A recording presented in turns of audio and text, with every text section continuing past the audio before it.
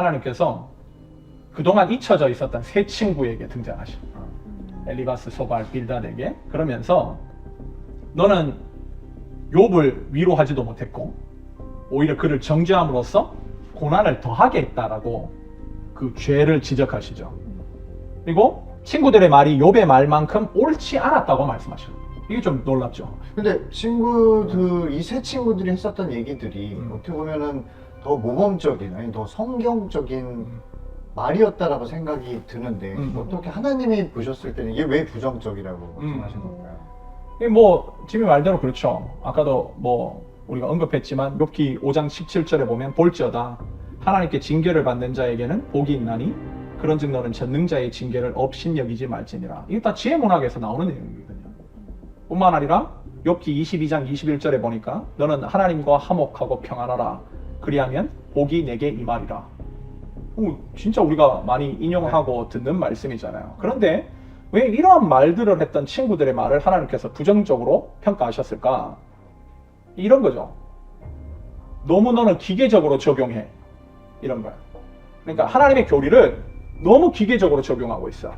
그러니까 하나님께서 행위화목의 관점에서 의인과 죄인을 나누시고 의인에게는 복을, 악인에게는 저주를 주신다라는 관점 속에서 지금 욥이 고난을 당하고 있기 때문에 너는 죄인이야. 너는 악인이야. 따라서 네가 모든 지금 겪고 있는 불행은 너의 죄의 결과 때문이었어야 해. 이게 친구들이 얘기하는 핵심이야. 그거를 서포트하기 위해서 하나님의 말씀을 기계적으로 다 가져왔어. 그러니까 우리도 그럴 수 있잖아요. 어떤 사람을 정죄하고 비난하고 내 의견을 더 확고하게 서포트하기 위해서 하나님의 말씀을 가져오는 일을 얼마든지 인간들도 하죠. 근데 그 하나님의 말씀은 틀린 게 아니잖아. 맞는 말인데 의도가 중요한 거야. 얘들은 그렇지 어떤 상황에서 어떤 목적으로 사용하는가 너무 옳지 않게 사용했다는 거지. 심지어 너무 충격적인 게 뭐냐면 욥기 8장 4절에서 어떤 얘기를 하냐면 욥의 자녀들이 죽은 것도 네 죄 때문일 거야. 이렇게.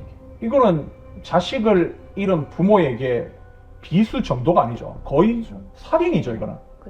인격 살인이죠. 그러니까 고난당하는 지금 욥은 당장 회개해야 돼.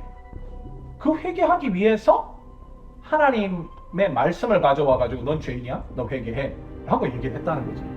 그러니까 이런 면에서 아무리 얘들이 하나님의 말씀 또 심지어 전통적이고 성경적인 말씀을 했다 할지라도 그거는 악이라고 판단하신 거예요. 악이라고. 그래서 하나님은 욥의 친구들에게 뭐라고 얘기하는가? 욥에게 가가지고 번제를 드려. 회개하라는 거지. 용서를 구하라는 거지. 그래서 욥이 너희의 그 죄를 용서해주고 너희를 위해서 기도하면 하나님께서 뭐라고 얘기하시는가? 내가 욥의 기도 받고 너희 용서해주기. 이건 어떻게 보면 우리가 형제와 화목하라고 하는 예수님의 말씀과도 또 어떻게 보면 일맥상통할 수 있는 거죠. 그러면서 이제 두 번째로 판결을 하시는데 이 42장 12절부터 17절에 나와요. 이게 결말입니다. 욥을 향한 축복이 나오는데 여러분들 한번 성경을 나중에 비교하면서 한번 읽어보시면 좋을 게 자, 1장 2절과 3절에 욥이 가지고 있었던 그 소유에 대한 것들이 나오잖아요. 거기에 뭐라고 나오냐면 양이 7,000마리요, 낙타가 3,000이요, 소가 500이요, 암나귀가 500이요, 자녀들이 아들 7에 딸 3이었다. 이런 내용이 나와요. 그리고 이제 마지막 결론을 형성하고 있는 42장 13절부터 15절을 비교해 보니까 자, 양이 1장에서는 7,000마리였는데 14,000마리가 돼요. 그리고 낙타가 3,000마리였는데 6,000마리가 돼요. 그리고 소가 500마리였는데 1,000마리가 돼요. 그리고 암나귀가 500이었는데 1,000마리가 돼요.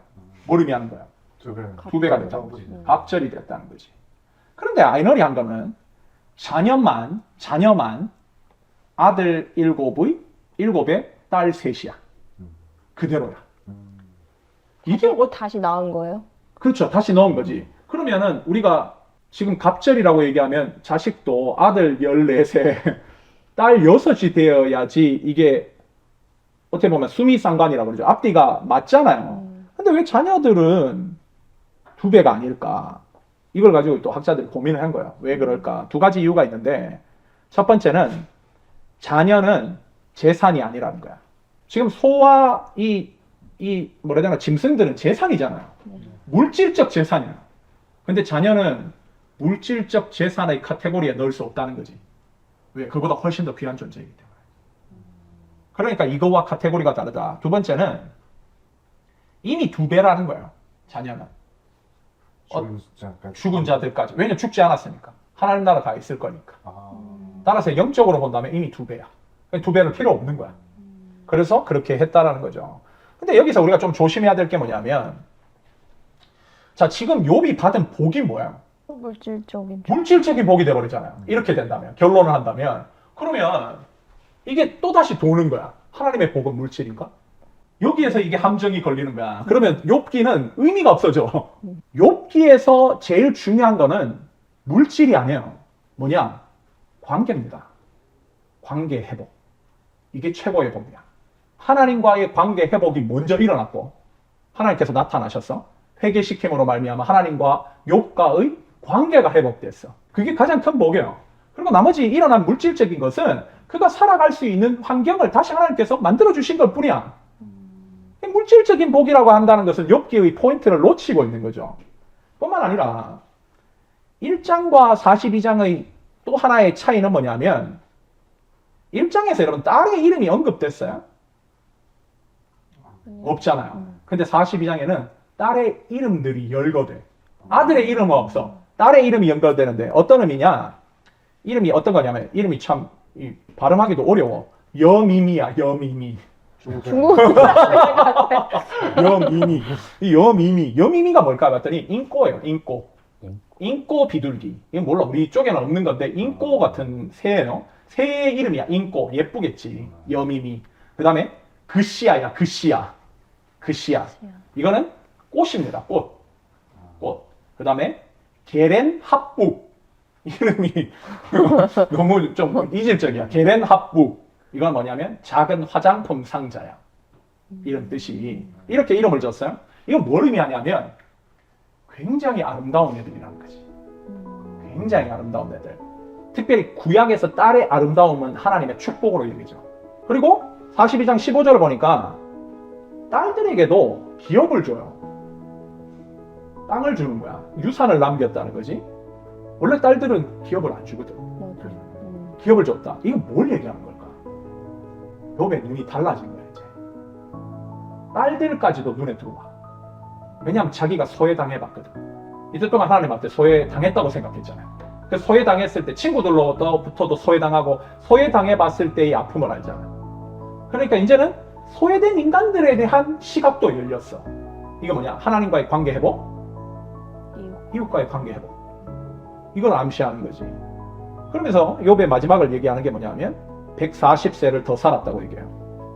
그러니까 시편 90편 10절에 보면 강건하면 70이요 그래도 80이다 이렇게 얘기하는데, 그렇게 본다면 2배를 싼 거죠. 나이도 2배야. 다 2배가 된 거야. 그리고 요셉처럼 4대를 봅니다. 4대. 그러니까 한마디로 꽉 채우는 삶을 살고 갔다.